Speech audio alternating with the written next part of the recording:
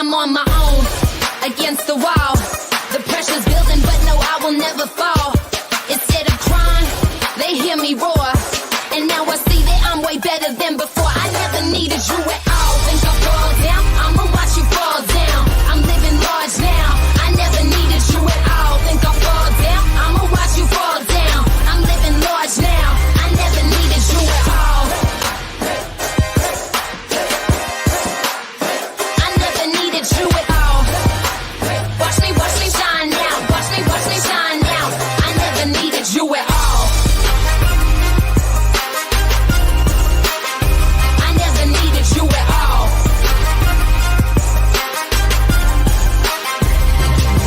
I'm on my own, against the wall. The pressure's building, but no, I will never fall. Instead of We're live? We are live.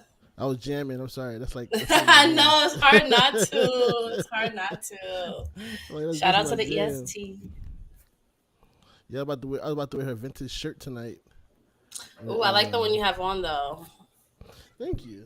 Yeah, that's a Jenna good got one. it for me for my birthday. Oh, so cute. Before I the can't wait to see pandemic it. started. I love it. Yeah, she'll be here in a few. Shout out to Doc from Bleacher Report. He's up here with us as well. Have a very important discussion to have. Yeah, thanks for having me, guys. Really appreciate the invite. No, definitely. I wanted to make sure I got different voices up here because I know this is a very touchy subject. Everybody's been going off today in terms of this subject.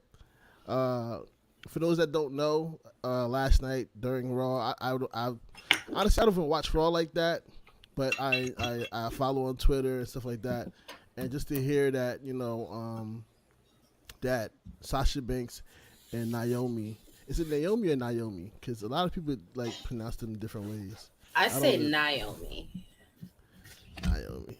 Okay. I've heard it both ways. I think I always just reflexively say Naomi because I've heard it that way so many times, but right. Yeah, I'm not sure what she prefers. Well, I'm gonna go ahead and say Naomi for now. They decided to leave the episode last night. I don't know if you want to add a little bit more to the recap, you guys.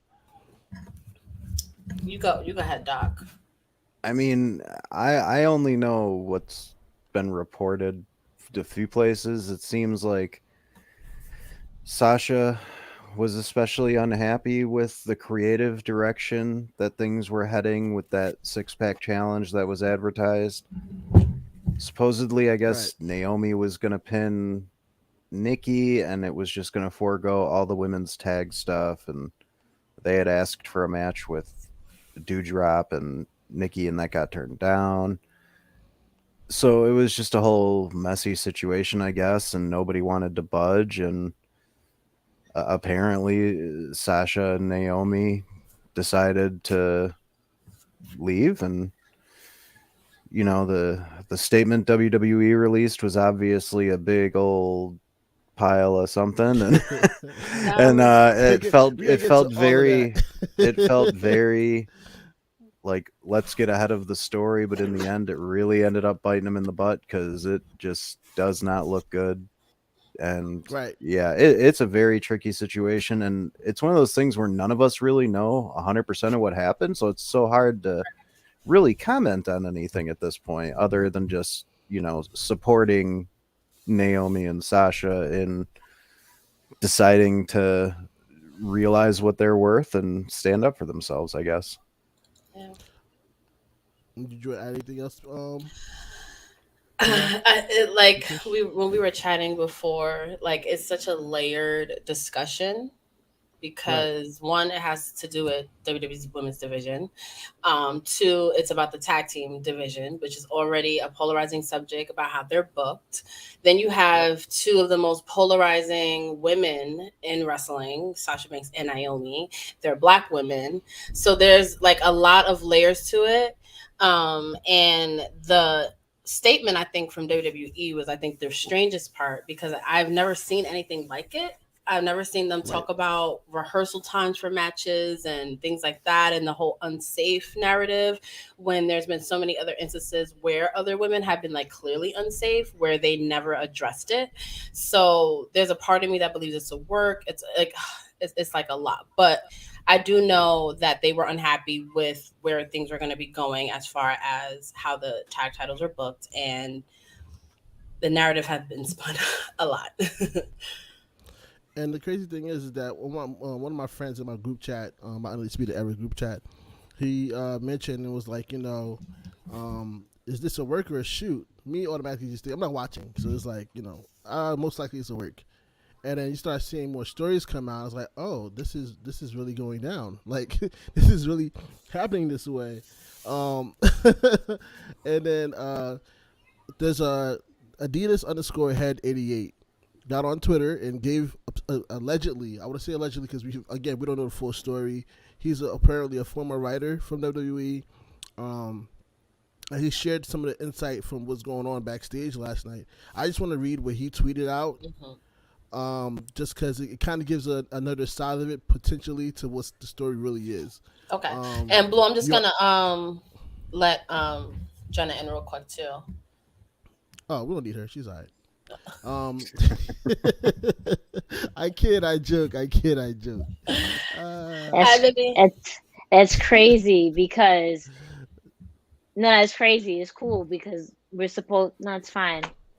Hi, love. How are you? Thank you. I shouted you out. No, you didn't shout me out. No, you didn't shout me out. I did. PR. No, you didn't shout me out. This wonderful shirt. No, you didn't. But yeah, he did say that you got him that shirt. Yep. Mm-hmm. Thank you. Yeah. Oh, okay. Yeah. All right. But yeah, let me go ahead and read this other side of potentially the women's side. Before we do, you want to add anything else, Jenna, to what we said so far? We discussed we just gave a quick recap of what happened. Get ready to read one of the former writers from WWE allegedly. Fuck WWE. That's what I have to include. All right. So I'm gonna read this potential side of the story for the women. You are approached in February as being put in a tag team after both being promised a big feud at WrestleMania. You bite the bullet and put everything you've got into being a tag team. It works. You get over, win the titles at WrestleMania, and become merch pushers. 5 weeks into your reign, you show up to live TV ready to work. You are told you will be in the main event, and you are happy. You both are. Then they told you that you will be going over from pinning each other. You have questions why that decision was made and how it helps y'all. You request a meeting with your boss to discuss it. Your boss takes the meeting, and everything's actually going well. He understands your concerns. The meeting ends well, and the match is told to be reconstructed. For some reasons, producers get mad about it. You didn't ask one of your members going over what happens to your titles. You are told basically that you will just be carrying the belts. They want to use you both to help both women's champions get more over. Bianca versus Naomi, Sasha versus Ronda. Neither one of you will win the solo titles, and you won't defend your tag titles until Money in the Bank. You ask for another meeting with your boss, but this time you're being called spoiled. A producer walks away screaming. He comes back and tells both of you to fix your attitudes. You have a brief meeting amongst yourselves and decide to sit up for yourselves. You go to another boss and make it clear you just have concerns. You ask why are we even in the match and why are other women in it.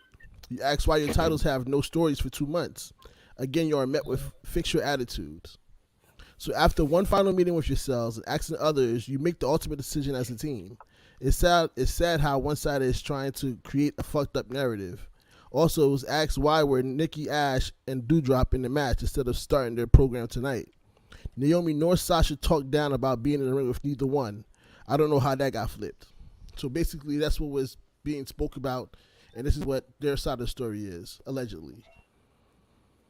Now, when you hear that, you kind of understand their gripe. Like, why are we, as tag team champions, being used to put over the single titles when it doesn't benefit us at all? Neither does it benefit the tag team. And then if I was followed up by WWE doing their statement release, I'm going to go ahead and smear campaign, basically.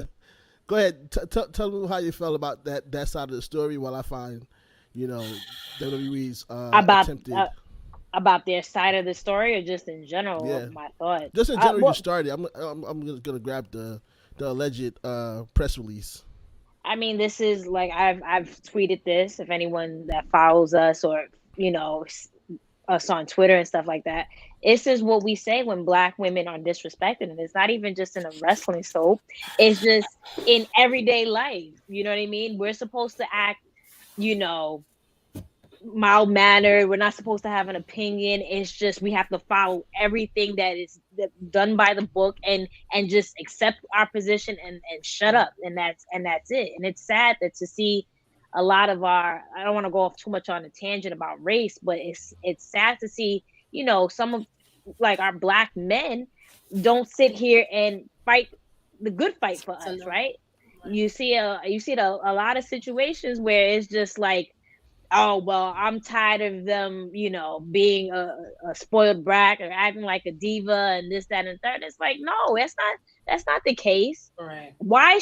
My thing is, if Roman Reigns, and a lot of people were saying on Twitter, I don't know why he gets brought into this, but it's just an example. If Roman Reigns didn't like a storyline and said he was not doing this or wanted something to be done differently, you would accommodate him, right? Mm-hmm. If Randy Orton didn't like something, you would accommodate him, right? If John Cena, if this person, Becky, Charlotte, we just saw 3 different occasions with Charlotte in the past year or two that there was an issue, and it wasn't that she got reprimanded. It was, all right, let's accommodate her and reward her. She was rewarded with a long title reign and won at Mania. And the only reason technically why she lost at Backlash is because she went off to go get married. So there was no repercussions for her actions.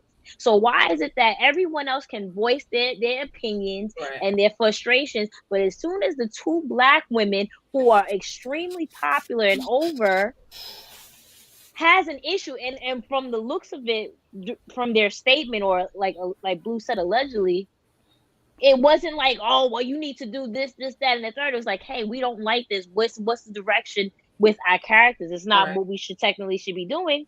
It's fix your attitude. Oh, they're divas. They're this, that, and the third. It seemed like they were more upset that they even spoke up as opposed to what they were even speaking up about. And I think what's interesting about the case with Sasha and Naomi is that their gripes are gripes that we have had. So that's the difference between like Charlotte's grievances and all this spoiled shit with all the other like stars. But like this is stuff that we've all been complaining about, how the tag titles are booked, how Sasha and Naomi brought value to them, and how there's no story. They brought something that was a valid argument that. And one thing I will always say, and y'all know I'm a Sasha, and the thing is, it's the 2 of my favorite human beings that's involved in the situation. But what I loved about Sasha Banks particularly, she always cared about what was best for the division, because she can be the best wrestler in the world, but if she doesn't have a division and stories and all of that, then what the fuck is the point? Exactly. So her being like, yo, and from the jump, y'all know how much these titles mean to Sasha. This is not a game to her. Her and Bayley fucking fought for these titles for years, and now she's paired with somebody who's already been needing their due, or already has the fan base behind her. They have history as Team Bad. Like, why not build the tag fucking champion tag fucking division around them? Like it's like little, like it's like, why is this hard? And the fact that they spoke up for the better of the division, because one, y'all know how I feel about tag titles and fucking mixed with the singles titles. What's the point?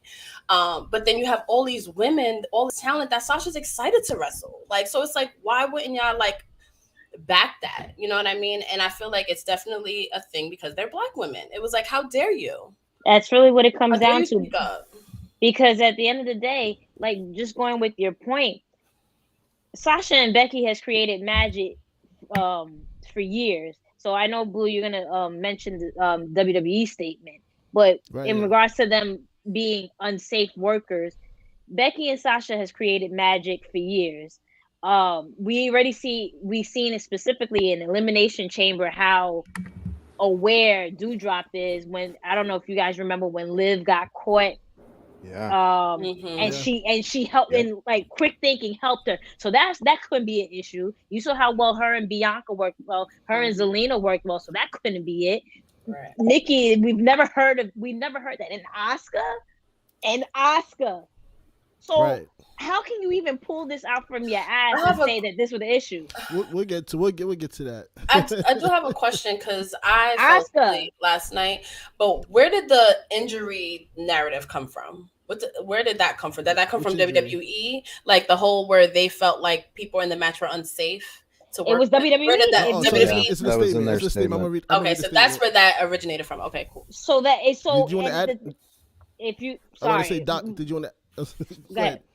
I'm used to it. No, go ahead. Oh no, I didn't have anything to add. I was just saying that was what was in their statement was the whole unsafe BS. Yeah, that was on WWE's part. That was nobody else spreading that around. And the thing is, these are things that words that quote unquote they're people are banned to say. Like they even said belts.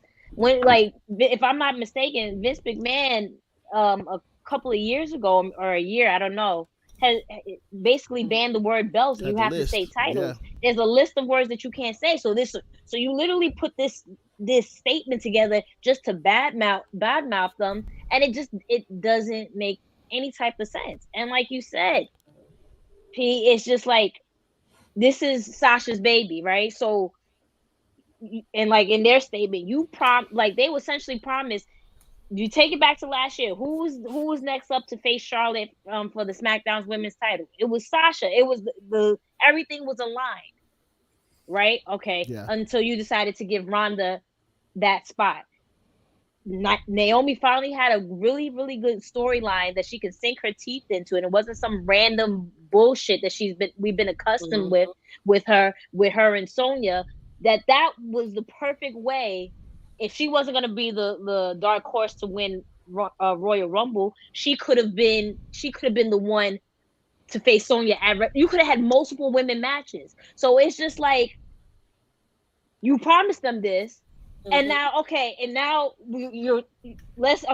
insult our intelligence, keep us quiet, put them in the tag team. Now it works. Now you're gonna go off script and do something just to put over Ronda again. Lazy booking, like Sasha and Naomi for lazy booking. Y'all putting the tag team champions in a 6-pack challenge for singles championship. For what? That could have easily been a tag team championship competition. So Sasha got put over Ronda again. And the crazy thing is Ronda's not even as big as she was in 2015. She has to do that again.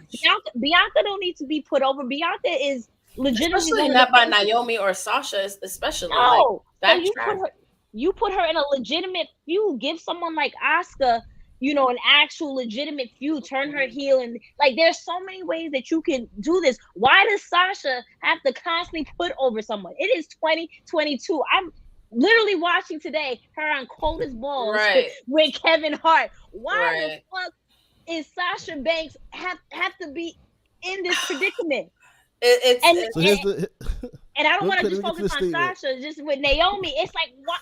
It does not make sense. Why did it take her 5 years to get a title? This is asinine. I know. I'm just whatever. Yeah. I love you. So WWE's statement was, and this is officially from their website on WWE.com, which this is the first time I've ever seen a statement being made about a performer walking out or leaving a venue early or anything like that. That's not injury related. So it said, when Sasha Banks and Naomi arrived at the arena this afternoon, they were informed of their participation in the main event of tonight's Monday Night Raw. During the broadcast, they walked into WWE Head of Talent Relations, John Laurinaitis' office with their suitcase in hand, placed their tag team championships on his desk, and walked out. They claimed they weren't respected enough as tag team champions. And even though they had 8 hours to rehearse and construct their match, they claimed they were uncomfortable in the ring with two of their opponents, even though they had matches with those individuals in the past with no consequences. Monday Night Raw is a scripted live TV show, really? Whose characters are expected to perform the requirements of their contract. We regret we were unable to deliver as advertised tonight's main event.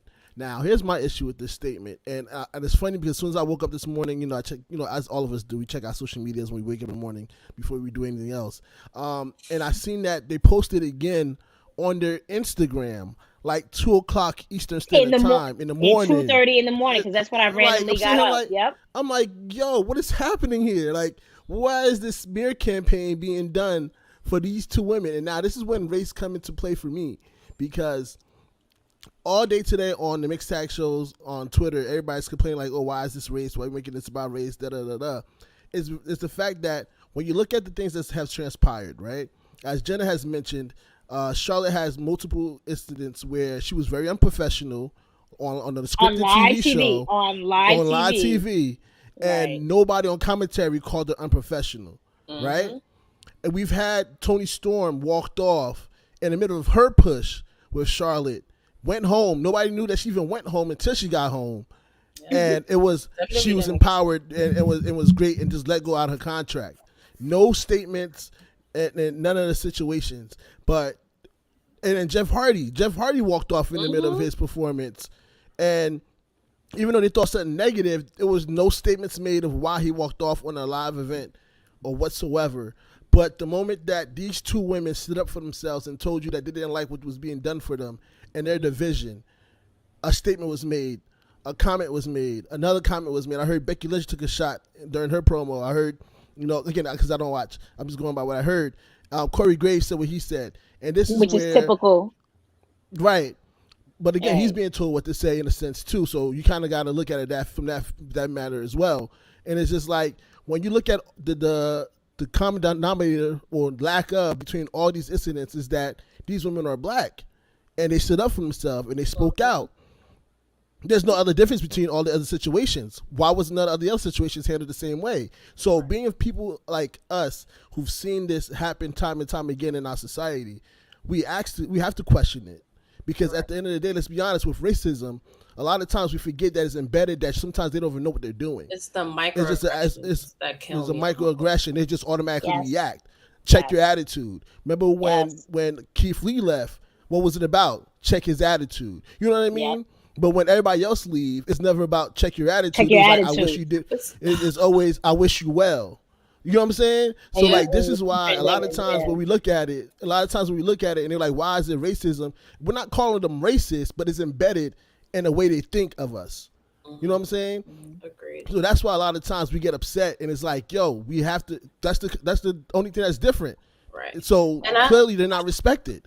Right. It's true. And I cannot stress enough too that their grievances were for the better of the division. Like, a lot of the examples that you used were like personal selfish reasons for the most part. And this is something that they were standing up for, the better of the future of everything, right? And like the amount of women you have backstage that you're doing nothing with, that you can literally build a dope tag team division off of their back. So it's like, why are they the ones? And I can't help but think about Sasha's narrative when she walked out and had a temper tantrum after WrestleMania 35. Like, it's the same thing. The only thing now is like WWE actually addressed it, which is like really was like the stranger thing for me. But I think they know that Sasha Banks is a star. And I'm gonna quote what she said at school. If Roman's the head of the table, I'm on the other side of that fucking, well, she didn't curse, but she said I'm the head of the other side of that table, and that's 100% a fact. Sasha Banks is the biggest star, I would say, the biggest female star. Like, no shade to Becky, but like Sasha's crossover appeal, like, I can't even tell you how many things that she's been involved in, how many different outlets that she's been in, the crossover. Like, my coworkers know who Sasha Banks is. Like, they don't even watch wrestling, but they know who Sasha Banks is. They recognize her, all that kind of stuff. So WWE has to get ahead of this.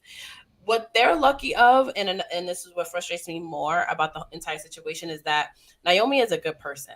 She has a good heart. She would never speak out. She would never go on her Twitter and start trashing WWE. Sasha's private. She's not going to, so now you're dealing with people that, are not about that type of thing. And now WWE, you're spinning this narrative about it, which I think you're only doing because these are two Black women. And Sasha Banks has the power, and they don't like that. They don't like that. It's so funny that you said that. Quick story. For Mother's Day, I took my mom to go. We went to the nail salon, get our nails done, whatever. And I'm sitting there minding my business. My mom goes, Jen, look. I look at the TV. Who do I see throwing out the first pitch? It's Sasha Banks. You understand what I'm saying? Yeah. And this is what you just said in regards to Becky Lynch. No shade to Becky. or whatever the case might be. But even in her rise to fame, I want to put it, it was still never that necessarily that. Correct me if I'm wrong, but it had never been that crossover appeal where, okay, she's getting nominated for Kids Choice Awards. She's, interacting with legitimate A-listers in Hollywood, or being put in, freaking Star Wars. You understand what I'm saying? Exactly. So again, if Roman Reigns is the head of the table, yeah, absolutely. And like you said, WWE can't stand that. And here's the funny thing about bringing about one last thing in regards to Naomi. You see how much of a good person and a good heart she has, and how she does get affected. Sasha's learned more so to have a thicker skin and not necessarily, speak her thoughts. But Naomi will kind of wear her heart on her sleeve in the sense, and kind of say, this is a little disappointing that people will say this, that, and third. And I feel for that, right? But here's another thing that you got to look at, and I don't want anybody to take this in any type of way. I'm not saying anything about their relationship or who they are as a person. But look at, for example, Naomi's husband. Again, this has nothing to do with their relationship. He's had his issues in the past, right? That's ultimately has affected her. You know what I mean? And they've allowed him to get his stuff together, and I hope everything is corrected. But what happens? Everything is good. There's no statement. There's no nothing. He comes back, and the graphic that they posted not too long ago, that the Usos have carried the title for 300 days. Granted, I love the storyline with the bloodline. This is not an issue in regards to the storyline. But my thing is, how does bad behavior continue to get rewarded? But when you see people that just want to the betterment of the division and for others and not just themselves, is fix your attitude, do this, that, and the third. So again, it has to come down to, it's because they're women, and specifically Black women. There's no rhyme or reason or anything else. Well, maybe because no, it's because they're Black women. What did you think of the statement when it first came out, Doc? Oh, I thought it was really stupid of them to do that. I mean, for one, we're already finding out when that statement came out, the backstage details of it from a bunch of different sources. So they weren't really getting ahead of anything, because the story was already starting to circulate. I think before the show even started, it was kind of out there. So it seemed like a very reactionary and petty move to me. And,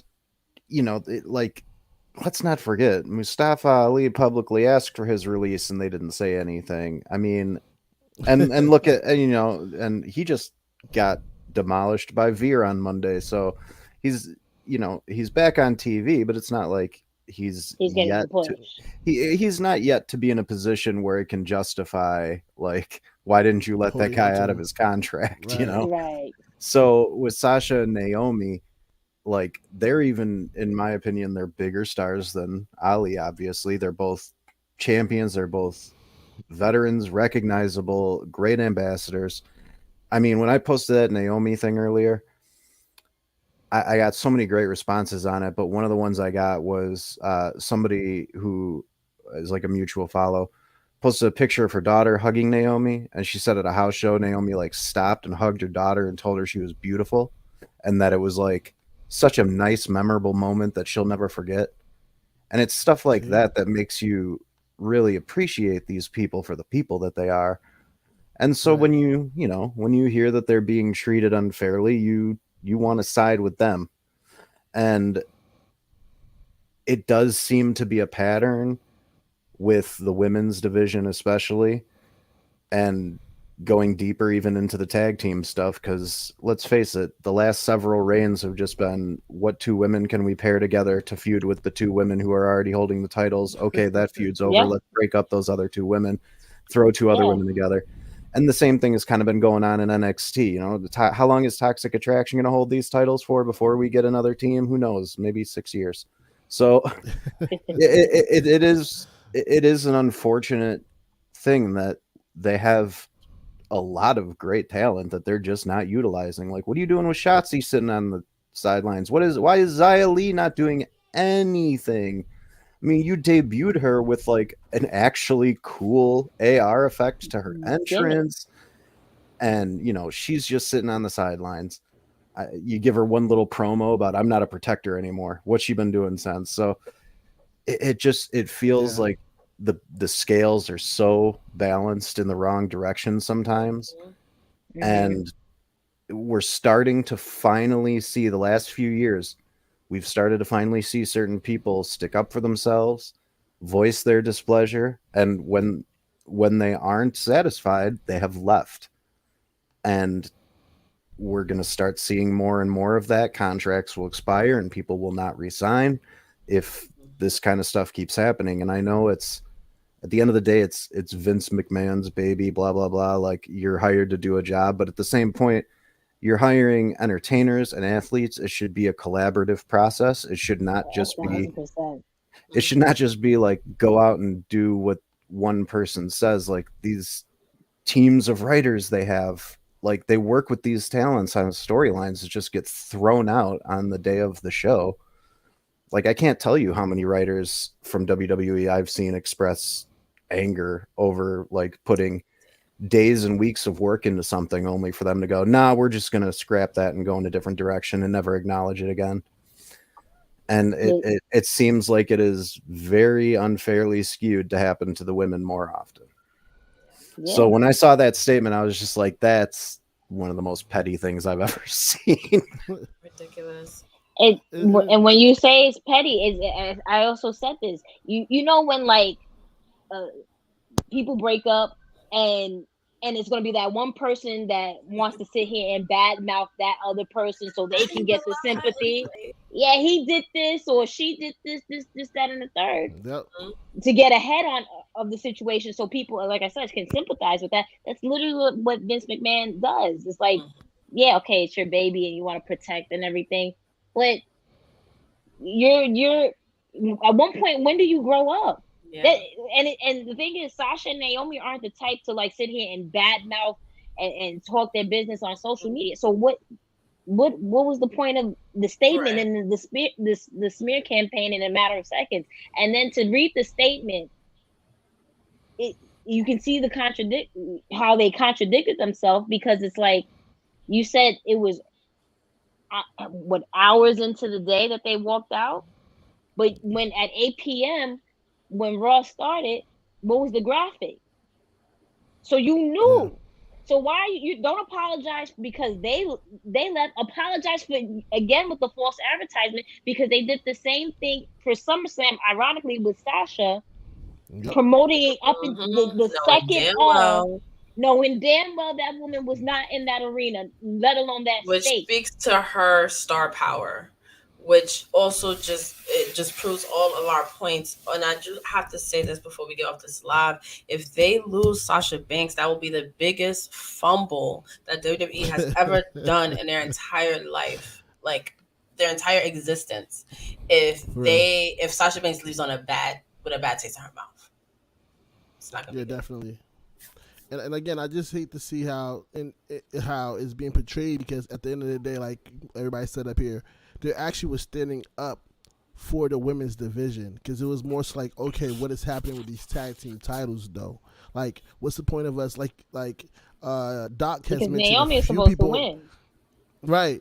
Doc mentioned a few people that's on the roster right now that's doing nothing whatsoever that could have been put in that 6-pack challenge, and none of them was there. But you want to, again, then people get mad when the 4 horsewomen are always up front, or that Naomi's always getting these things. But like, I've seen it a lot of times today, like, oh, Sasha won many times and and Naomi was champion and now she's tagged. No, but none of these things led to anything. Let's look at it. Let's be honest about it. Sasha was there to put over a lot of people. She never had her time. Even her last title reign, even it was one of her longest reign, it was a setup for who? Bianca. Yeah. Right. It was set up for Bianca. Even though we love Bianca as champion, she never had her moment. So to say that, she's been treated well is like really well.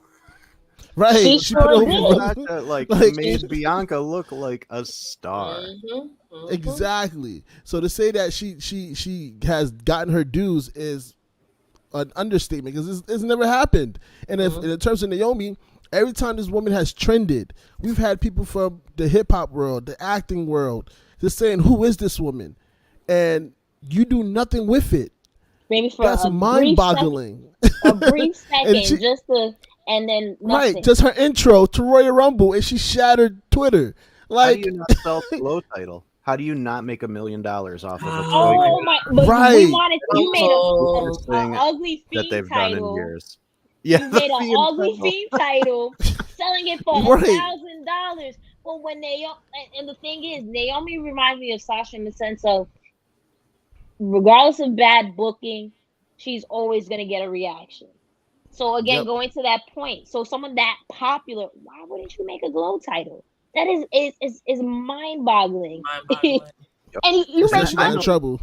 You make money off of that. So what's the issue? Like, do you know how many men would have bought that title too? Mm-hmm. Yeah, so many men have commented on it. So many have been like, I would add that to my collection in a heartbeat.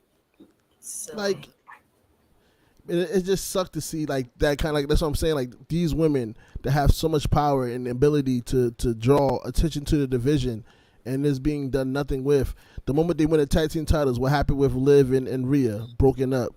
You know what I mean? Like, what happened? Natalya went down to NXT for a while. Like, so what happened to these tag team divisions? So what was the point of bringing these tag team titles to begin with? And to be honest with you, I wouldn't be surprised if this is like some PTSD shit for Sasha, because it's like every time I win this title, there's nothing being done with these titles, and I wanted these titles. So at the end of the day, like, what are we doing with these titles? That's the honest question. And like Doc mentioned, the same thing with NXT. You made a whole nother title for NXT where you could have just kept it one title for all brands and do something with that, because clearly you don't have enough women to do 2 different titles for 2 different divisions. But here we are. This is why I said when I went to Royal Rumble, and the naive Sasha Banks fan in me was like, no, this is her moment. She's going to win the Royal Rumble. This is it.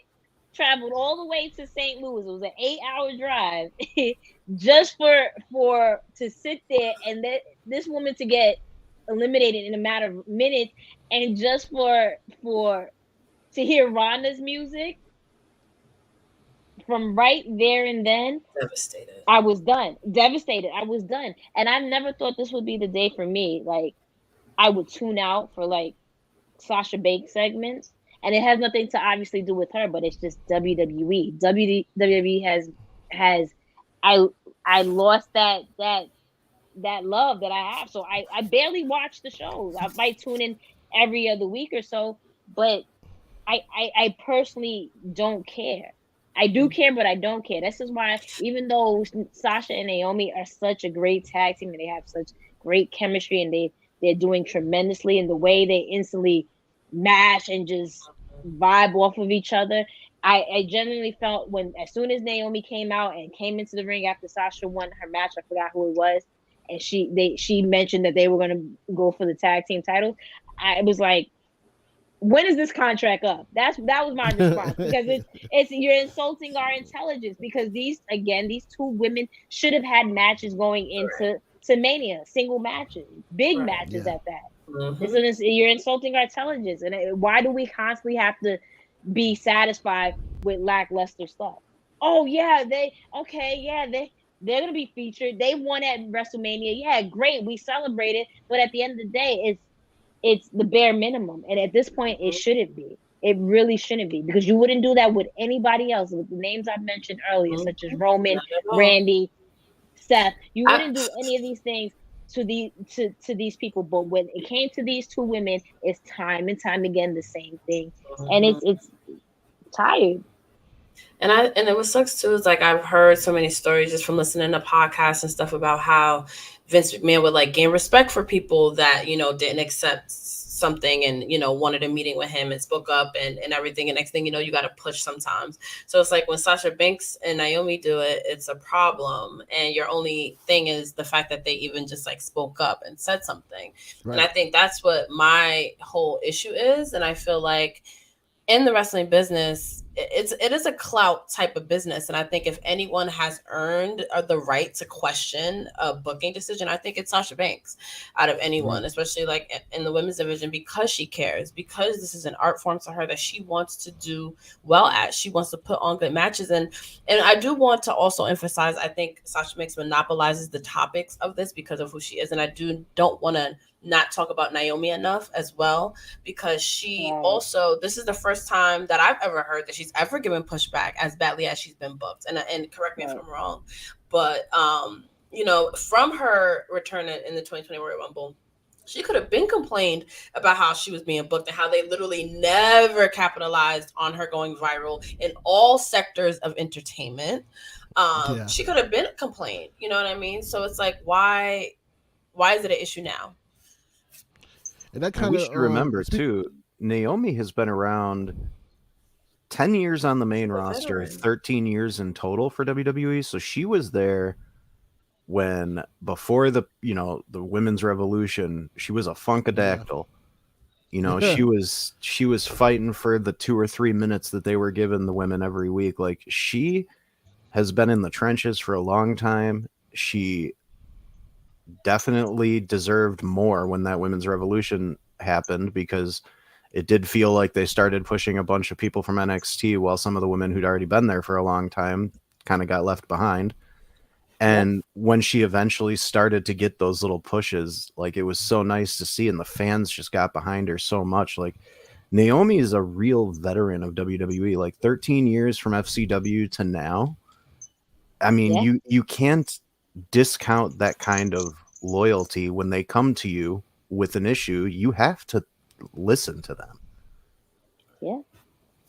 And there's just so many directions where they could have gone with Naomi's character. Even like recently, you have the whole bloodline thing going, right? If this was going to be the case that, okay, yeah, Boston Glow is working, but if you're going to eventually break them up like they typically do, all right, well, Naomi can like align herself with the bloodline. Hell, Boston Glow can align themselves with the bloodline and you know, really have like a nice faction going.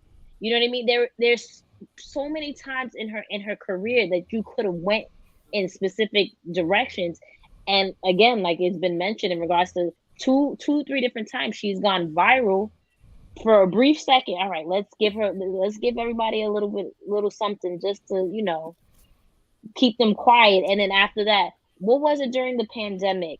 Or it was when the 2020 Royal Rumble, like we just mentioned, the reaction and the way she trended, and then soon as the pandemic started, so then they try to give her a slight little push during that, and then that was that. And then what was it? She returned the following year, and it was this. It's the same thing. It is like she constantly keeps going viral. What is it that I don't understand? What is it? And I say this to Blue all the time, every time we have our shows.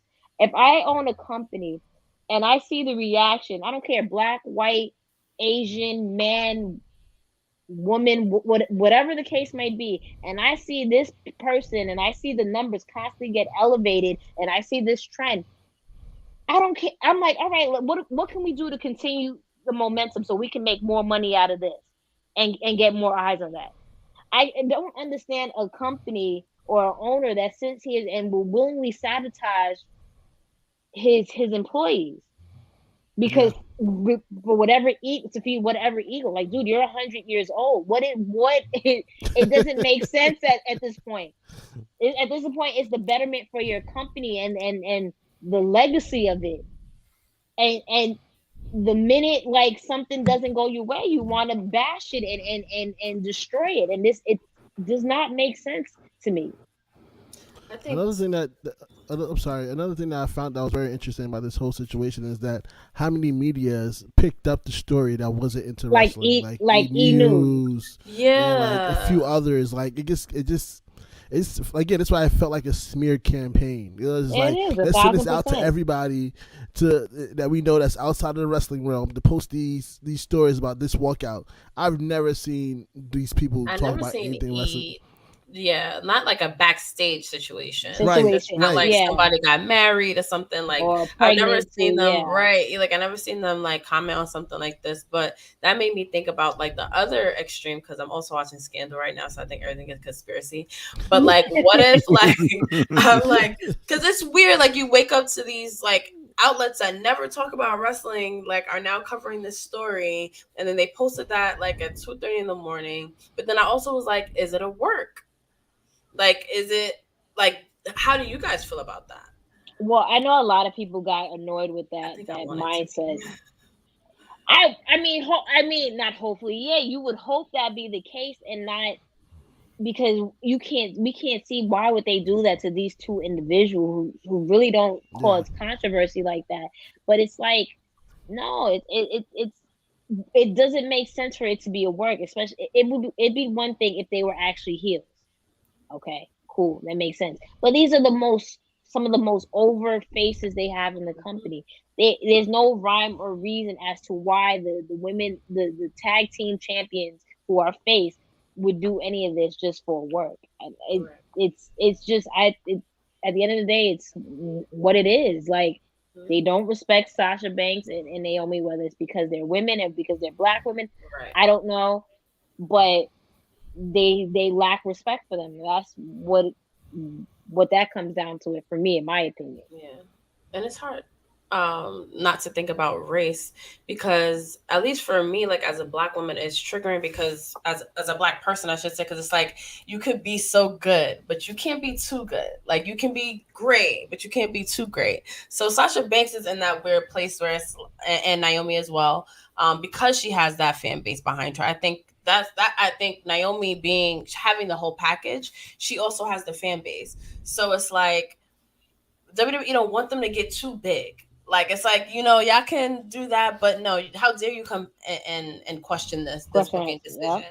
Like you're yeah. lucky that we even. I'm sure, especially towards Naomi, I'm sure they have the attitude of like you lucky you even have the kind of attitude, but you would never Right. have that with you would never have that attitude with a Sasha, Charlotte Flair.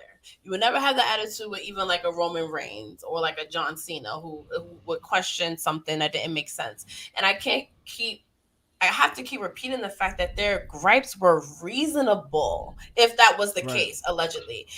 That is like a very reasonable thing to want to like kind of at least get answers for, you know? So then for them to now, get accused of having an attitude or being a bitch and it is triggering for me because I'm thinking of these two black women walking into this, the establishment's office and having reasonable gripes and then being accused of having a bad attitude. Like Jenna, I'm sure you can relate. That's triggering in a corporate setting. You know what I mean? So then for then the 1,000%. company to then put this weirdo statement out, that's when it's like, wait a minute, like what's going on here? Because I've never seen this conduct before in WWE. And again, correct me if I'm wrong, guys. I've never seen this before with something like this. No, I mean, even when Stone Cold walked out, because he, again, ironically, it's because he didn't like the direction that they were trying to go with him facing Brock Lesnar. There wasn't a real storyline to sink into. There wasn't a statement that was brought out. Yeah, they used The Rock and a couple of other people to kind of like, shade him, which is typical WWE fashion. But to put out a whole statement, this has never been done. And again, the words they were using in the statements, correct me if I'm wrong, a lot of the words used were forbidden words that Vince doesn't want to be used. So it was just like, all right, let's quickly put this together and make them look bad as possible. And again, these are just two women that you I can't imagine them coming into the office like, oh well, you need to do this because Right. this, that, and the third. Listen, they're far from that. So the whole narrative of fix your attitude, it like Blue said, we're not accusing anybody of being flat out racist, but it has to be embedded in them. You see two black women standing up for themselves, and it's the notion of, well, okay, they're loud, ghetto, and belligerent, and whatever the case might be. And it's unfortunate it's 2022 and we're still having this conversation. Mm-hmm. I will say, again, not to necessarily have Sasha dominate this whole conversation, but I will say, even though there's still a lot of hate and a lot of disrespectful things people are spewing to both of them, I will say I love that, and there's a difference from 2019 to now. Like people are caught the bullshit quicker than they did in 2019 because it was just this whole thing of believing instantly that her and Bailey were on the floor crying about losing the tag team titles. Now it's like people are catching on to the bullshit. Again, that's not saying everyone. There's still going to be those haters and people who are ignorant, but I love the fact that people are really seeing WWE for what they really are. And I just hope that continues. Like something has to give at this point with this company, because that. No, go ahead, finish your thought.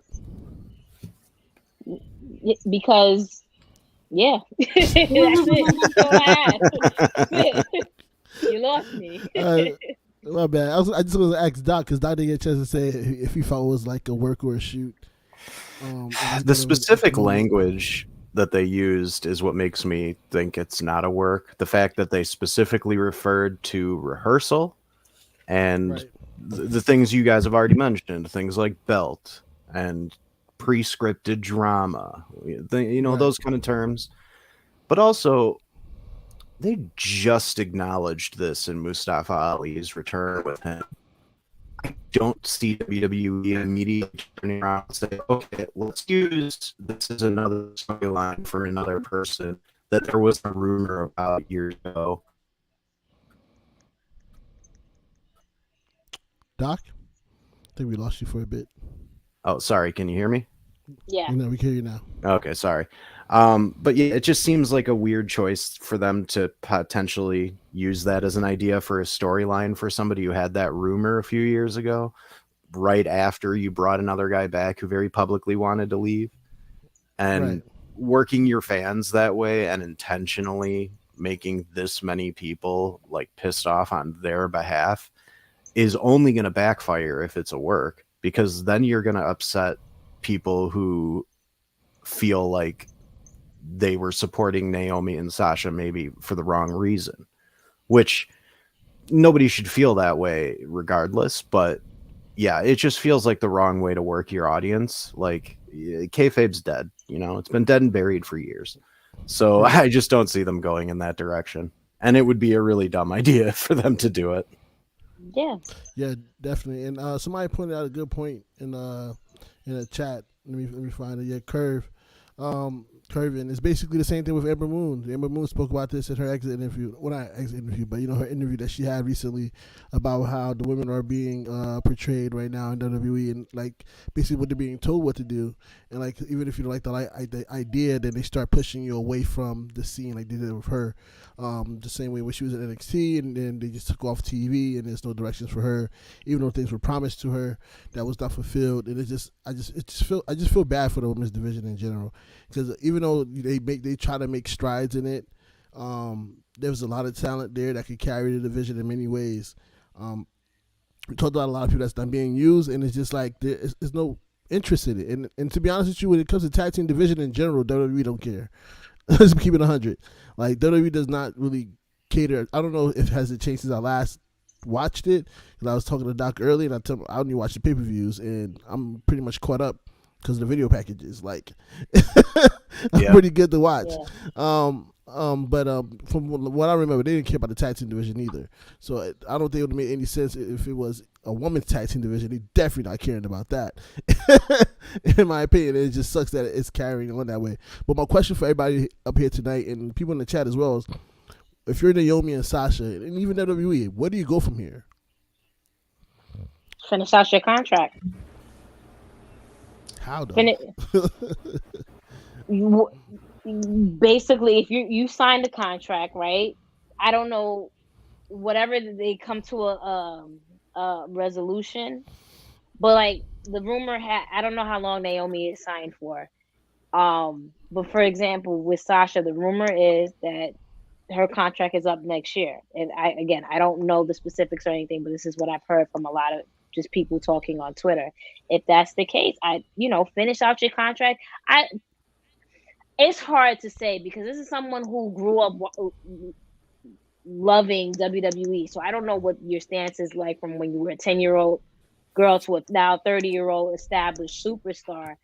But how can I sit here and re-sign with a company? Yeah, okay, you throw me a lot of money, that's a different story. But it's just like, how do I sit here and re-sign with a company that this is the second time, and I'm sure there's other times that we're not even mentioning, but two very prominent times where they've constantly made me look bad, and has affected my mental. Like, when is it enough that, like, all right, this is not it anymore? The thing is with Naomi, and my question to you guys is, what happens in the sense, she's married to someone who is in a very prominent storyline right now. Mm-hmm. Does her husband, again, I'm not saying anything about their relationship, as if he's bats for her or the family bats for them, that's not a situation. But how does that affect her husband? How does that affect her husband's brother? And then ultimately their cousin with Roman? Like, what are all the, like, I feel like all this so intertwined. This whole thing is very interesting on how it gets handled. I of course they're not going to fire them, because why would you try to fire Sasha Banks and Naomi, who's been a cornerstone of the women's division, even though you haven't necessarily given her dues? That's a logical question. We're talking about WWE that just doesn't, like, I wouldn't be surprised if we got I would be devastated, but like I wouldn't be surprised if this didn't end well. You know what I mean? Like, and I think that's why it was giving me so much anxiety today, because it's like, okay, so if they relinquish the titles, that sucks. If now they stop getting a push, that sucks. If they leave the company, that sucks. So it's just like, what's the outcome? Because like you said, Blue, how do you finish out your contract at this point? That shit is mad awkward. It's like, okay, like what now? And then that's why I'm so mad that WWE put out that statement, because now it's like they kind of can't go backwards now. So like, nope. They can't just, because my thing is, if this was a backstage dispute, right, that happened, because I'm sure this happens a lot, because no one fucking probably likes their storylines, and we didn't know about it, they didn't put out that statement, we didn't get this advertised match at Raw, which happens, boom, whatever, they come back to work a couple days later, it gets resolved, we're on. WWE putting that statement out just made the situation 100 times worse. Times harder, yeah. And harder to get over this from like a PR perspective, from a fan perspective. And they knew the internet wrestling community was going to eat this shit up. So the wording in that, it's like, I don't know where they go from here. All I know is that I'm going to lose a lot of sleep thinking about it. Yeah, because it's like, my favorite people ever that deserve more. Do they return? Like, you painted them in such a negative light, and again, like Doc said, kayfabe is dead. But at the end of the day, from a kayfabe standpoint, how does two over baby faces come back and they continue as baby faces after you just made a statement that made them look ridiculous and like terrible human beings, essentially? So yeah, 1,000% correct. He's like, where do you go from that? When the point that I was making in regards to finishing your contract, whatever time they need to like get over this, come back and do what's asked, and don't resign. That's my standpoint. But again, there's so many moving parts, such as, again, it's noted, and we've heard the story numerous of times with Sasha, how much of a fan she is of wrestling and WWE, whereas Naomi is legitimately married in this business. And it's not even in this business, but in this company. So there's so many moving parts that it's just like, okay, well, you can't just finish out your contract and leave. So I don't know. This is a point I did forget to bring up, is that I did find it very weird that while they were tag team champions, they had Sasha go out by herself doing a lot of media runs, carrying the tag team title. And even though she mentioned Naomi, I felt that would have been a perfect time. If Naomi wasn't over as much as she did already, that would have been a perfect time for them to do things together and get that much more over for Naomi in that tag team division. So when I was looking at all the things that she was doing in terms of like first, and then they feast and stuff like that, I was just like, where Naomi could be in these spots as well and carry those spots. So I don't know. It's very awkward. It's an awkward position to be in. Do you now go and let them? Because the thing about the bloodline, right? Because now, as we've been reported, Roman Reigns is about to dip. Like, he's going to be there here and there. So is there really a bloodline right now Let's be honest. Like, if he's not on TV with the Usos, is there really a bloodline? So it would have been perfect if they would have joined them and let Sasha be the leader and have a different aspect to it. But all of that is like, what do we do? It's just brought a whole nother like level of like, what do we do here? You brought up a great point in Roman. Again, I love Roman. I love the story. You know, I've been bat for him since we started this podcast. So this is no shade towards him. And his reasonings of negotiating a shorter or a less strenuous schedule is well deserved. But this is like, again, going back to Sasha Banks and Naomi, they're always at live shows. You have never heard them say, "Oh, well, we're not going to do this amount of shows." All right, I want to do this. I want to go here. Let's really just show out and do what we got to do. So again, WWE puts their eggs and all in one basket when it comes to people such as like Roman Reigns, and then you prop them up to be these like big stars, and then what happens? Like, they're ready to just collect their money and not necessarily work as many dates, which again, rightfully so, it's well deserved. But again, it goes back to, how can you sit here and badmouth people that are just doing this for the betterment of the division and the company?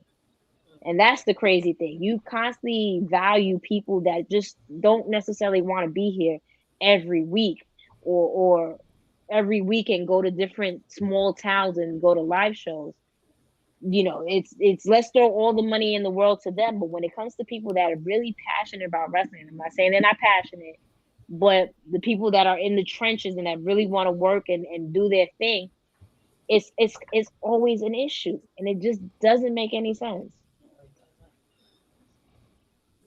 Thank you, great show, guys. Thank you.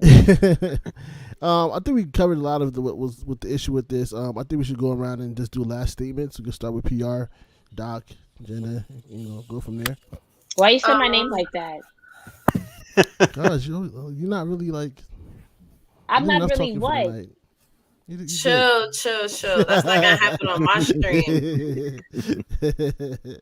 That's my tag team partner. Exactly. Wow. Don't make us walk out. We can walk out because we're not being valued.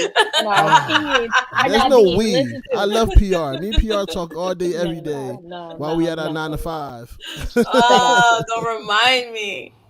But thank you for inviting me to talk about this, Blue. I was gonna wait till tomorrow because I was like, I don't want to speculate, but you sit on it, and the more you think about it, I was just like, oh God. So I'm glad I was able to talk about this, and I really hope it just ends well. And I'm selfish, and I want them to stay in the company, so I just really hope it works out. Are we doing like last statements, or? No, we can come back around again. To plug in. Okay, we cool. Need to plug in. But yeah, I just really hope that it does end well, and it could. I like to also think like positive as well, because that was kind of my favorite thing going at the moment. And I did feel like it was like, because I was at WrestleMania 38 and I watched these two women win, watching Sasha win, like watching Naomi finally win was amazing. And it was a part of me that was like, is this too good to be true? Because WWE always be fumbling. And then here we go. So I pray that it just like works out, and I hope it's like the other extreme where it's a wake-up call for booking, and this maybe changes a tide, like turns a tide with how they book the women's division. So that's what I'm gonna leave this on, something positive. Final thoughts, Doc? Yeah, I mean, I'm kind of in the same boat as all of you. I would love for them to stick around. I'm a big fan of both of them. I think they're very valuable to the division. There's still many great matches and stories to be told, but at the end of the day, I want them to do what's best for them. And if they want to request their release and see what happens, I'm fully in their corner. If they decide to stick it out and try and work with WWE on something, I'll support them in that too. There's a lot of people who say this. My buddy Phil Lindsay, I know you guys are familiar with him. He says this all the time: support wrestlers, not companies. That is what people should do. You like somebody, you follow them wherever they go. The tribalism stuff is stupid. And, whether Sasha is working for WWE or AEW, or next year she's hosting a cooking show on YouTube. Who cares? If you like her, follow her, support her, and make sure that she knows you appreciate her. Facts. And the same thing with Naomi. Naomi has long been one of my favorite women in WWE, and I cannot say enough good things about her and what she has done over the years and what she has had to go through with booking. And I just hope that more and more people start to come out, and I've been seeing a lot of it today. More and more people are showing their appreciation for her and what she's done. And I'm hoping that the people in power see this. Definitely. Agreed. Jenna, I guess you go ahead and say something. No, I agree with both of you guys. At the end of the day, as frustrated and angry that we are in regards to WWE and their treatment of these two particular superstars, you want the best situation for all parties. At the end of the day, you want like them to come to a resolution with Sasha and Naomi so they can continue entertaining and doing the things that we as fans love and have come to just enjoy when it comes to them and their work.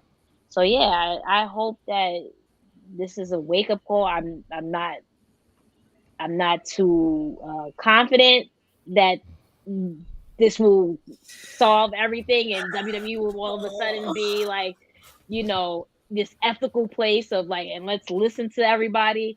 We know that's not going to be the case, but I hope something comes where they can continue to perform for us, and whether that means eventually they have to leave the company and follow their whatever future endeavors that they have. Like Doc said, if you love them, support them, and that's what I plan on doing. Yeah, I definitely agree. And that's our show. If you want to catch, I'm kidding.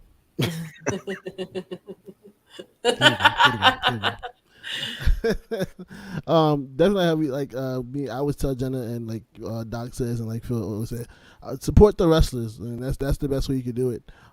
That's why I watch the pay-per-views, or what is it now? Premium events. What do they call it again? Now? Premium live event. Premium live events. Okay, that with a lot of more commercials that I do not want. That okay.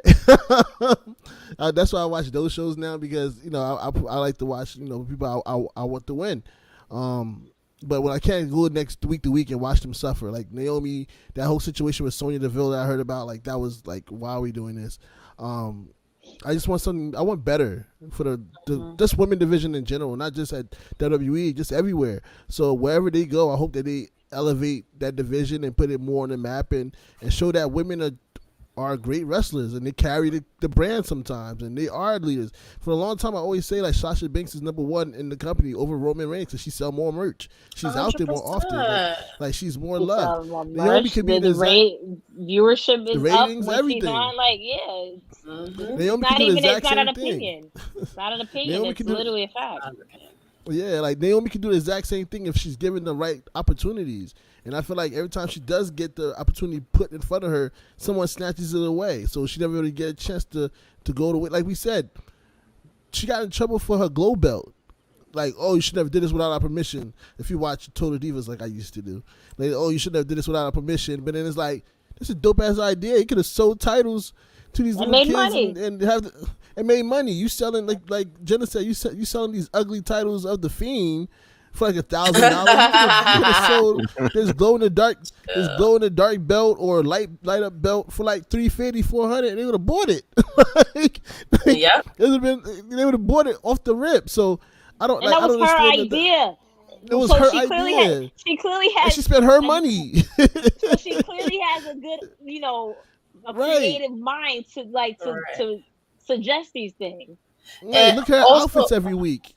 Other people get praised for coming out with these great ideas and blah blah blah blah. But why? How come when Naomi does it's a problem?